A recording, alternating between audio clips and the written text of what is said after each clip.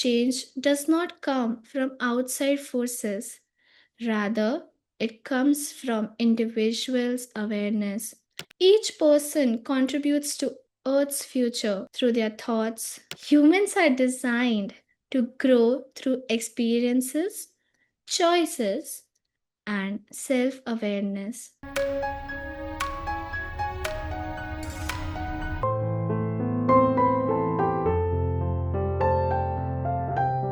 Namaste to one and all present here.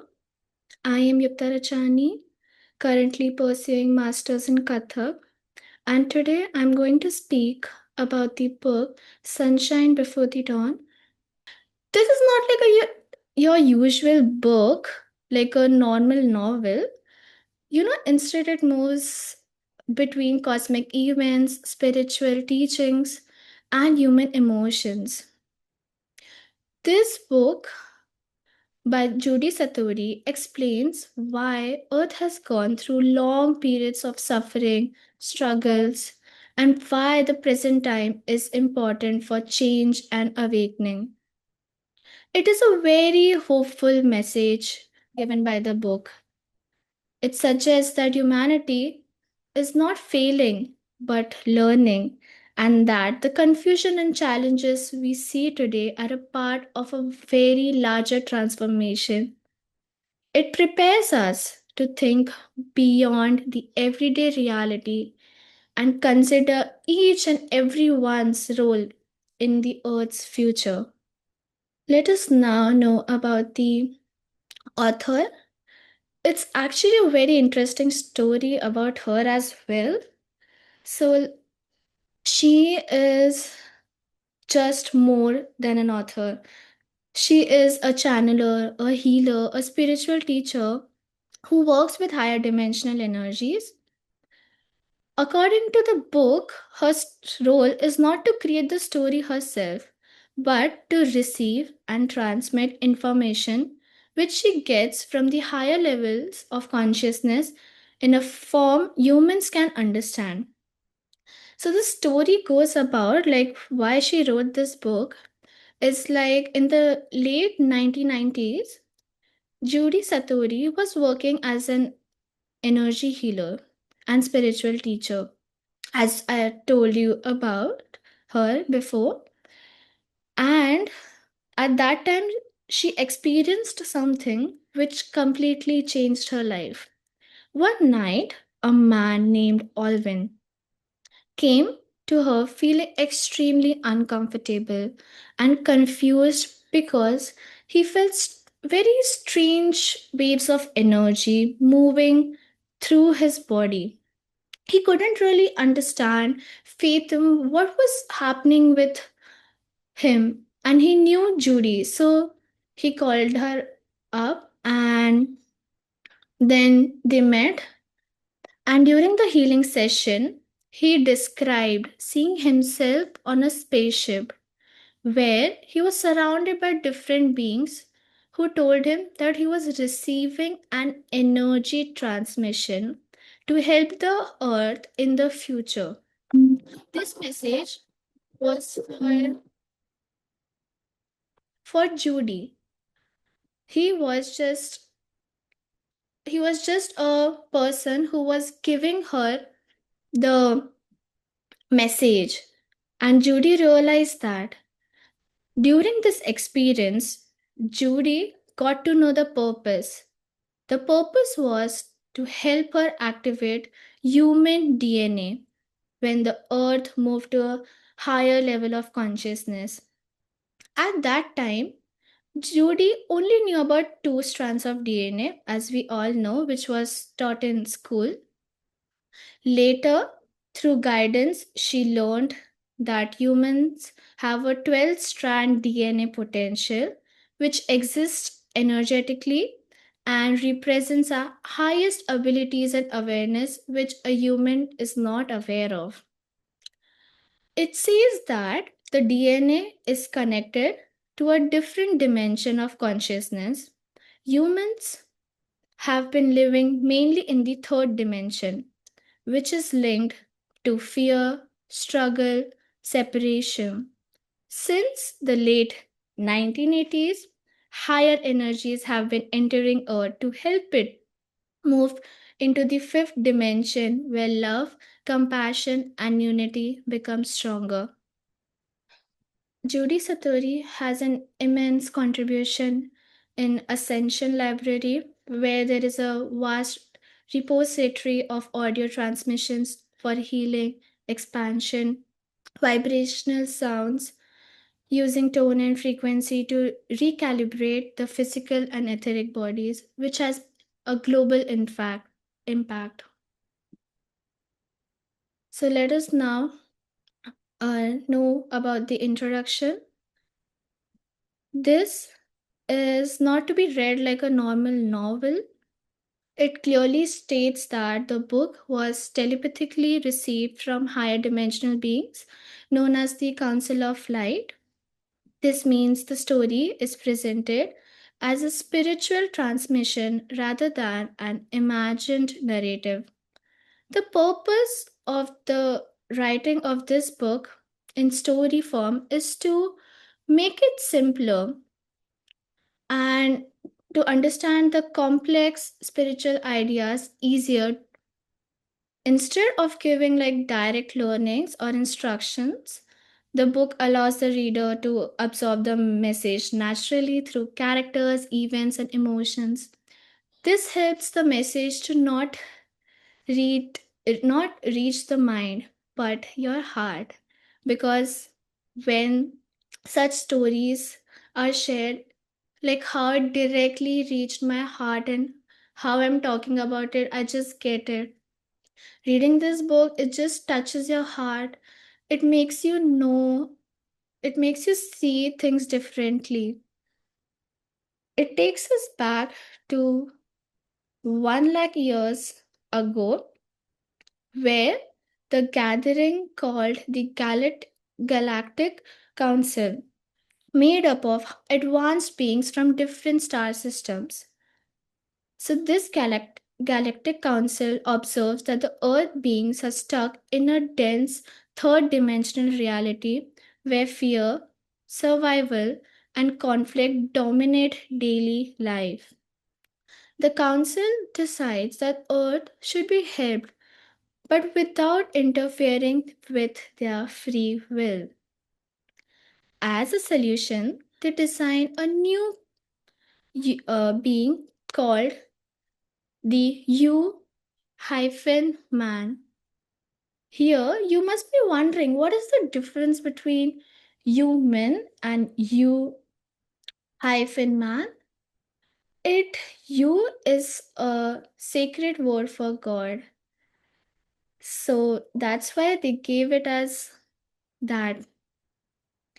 So, as a solution to this, they designed this new human capable of emotional depth, learning, and spiritual growth. Can you relate to this sentence? We all are very emotional, but we are still learning, and there is some growth which we can reflect. This being the human is created with 12 strand DNA, which allows each one of us to have access to higher awareness and future evolution. So, this human is not meant to be perfect from the birth. Instead, humans are designed to grow through experiences, choices, and self awareness.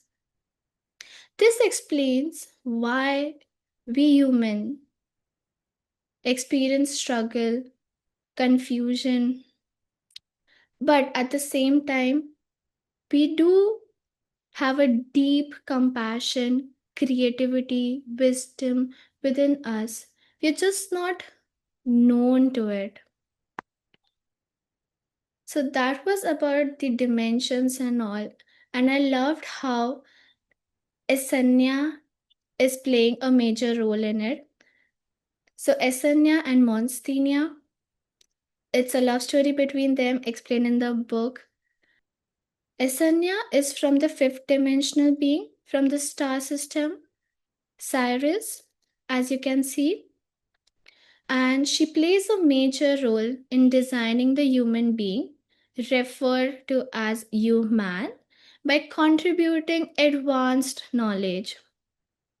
Judy Satori connects herself to Asanya through her role as a modern transmitter of this wisdom. Judy describes how she was guided to work with the idea of 12 strand DNA, which represents the full spiritual potential of human beings.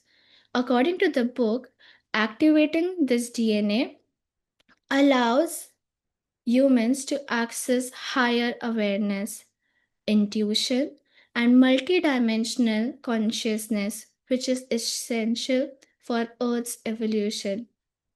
Asanya represents nurturing, intelligence, creation, and the divine feminine, while Monsignor represents leadership, protection, and the divine masculine.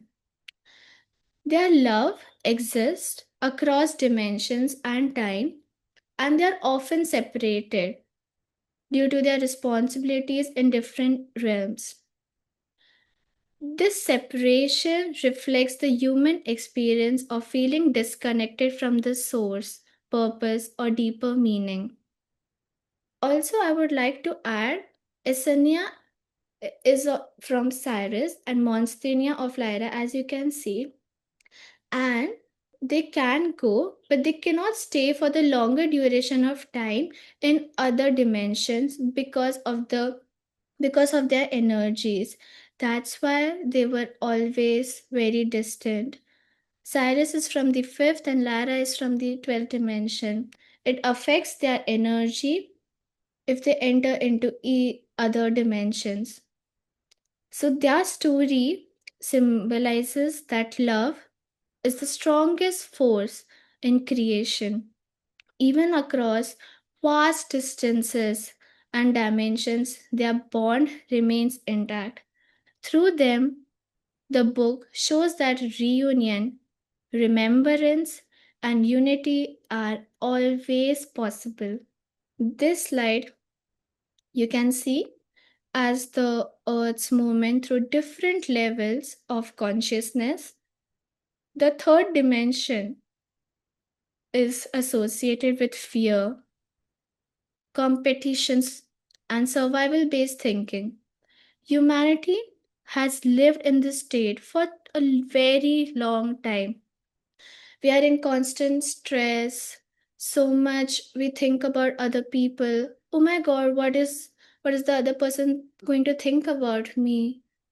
Oh my, and so much anxiety.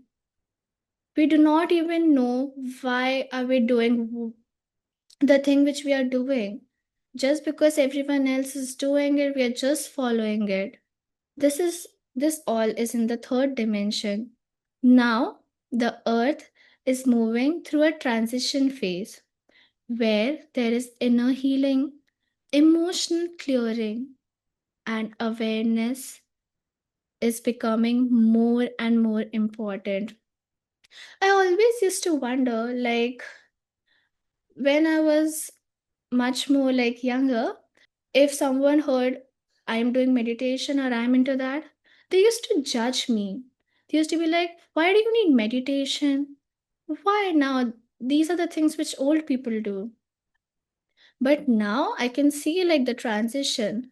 I speak to it about my friends and they are very much open and they want to learn about it as they know its benefits, and I am trying to tell them, "Ki, this is how it works and you all can do." They used to have this notion about meditation that it's very tough, but talking to them, communicating has helped me break it down, and I can see this shift around me only. I hope even you all can see it. That's why we have so many masters guiding us. Now, in this transition phase, people are beginning to question old systems and seek deeper meaning in life. So, in this fifth dimension, we are going to see heart centered living. The fifth dimension represents unity, compassion, peace. The book highlights the period between 2012 and later on period from it are going to be very crucial for awakening the dormant human potential. Now, it's going to depend on humans who will choose love over fear in everyday life. They will have an option and they will choose love over everything else. They will now listen to their hearts instead of listening to other people. They will now know their inner wisdom. I would like to conclude this book presents humanity as being a major turning point. Old fear based systems are slowly breaking down, making space for more conscious and compassionate way of living. The book strongly emphasizes personal responsibility. It reminds us that change does not come from outside forces. Rather, it comes from individuals' awareness and choice. Each person contributes to Earth's future through their thoughts, actions, and intentions. I would like to conclude it with we are the ones we are waiting for. We haven't even known that, but we are already that person. We are already that human. We just need to sit with ourselves and know our deeper potential. It encourages to each one of us to remember the true origin, trust your inner wisdom, and take an active role in creating a peaceful and unified earth. Thank you to one and all. Any questions if you want to ask? Hi, Yukta. Good evening to you. My question to you is in this book, has she given any techniques or examples of how we can awaken from the two-stranded DNA to the 12-stranded DNA that you're talking about? Does she touch upon this topic? So it indirectly says that you have to sit with yourself, meditate, and that's how you will get there. That's the journey. It indirectly mentioned all about the benefits, but not directly saying it. Directly, it said about these things which we did not even know. Like, I wasn't aware about it. It said all Mm, about the dimensions, how the transition is going to happen. But for that, we have to sit with ourselves. mm, That's all that it concluded. It was like a different way of meditation. It, of course, said the technique was the same meditation, but it did not directly say that you have to meditate. It said you have to sit with yourself, know your mm. inner guidance. You have to listen to your inner wisdom, which means that you have to meditate and just be with yourself. Thank you so much. Yuktaji, I have a question. The timeline, the 2012 to 2025, so is there any reference to the when it should be completing? It said 2035 around that time, but there is like a greater Okay. shift is happening till 2035. Thank you to each and every one of you.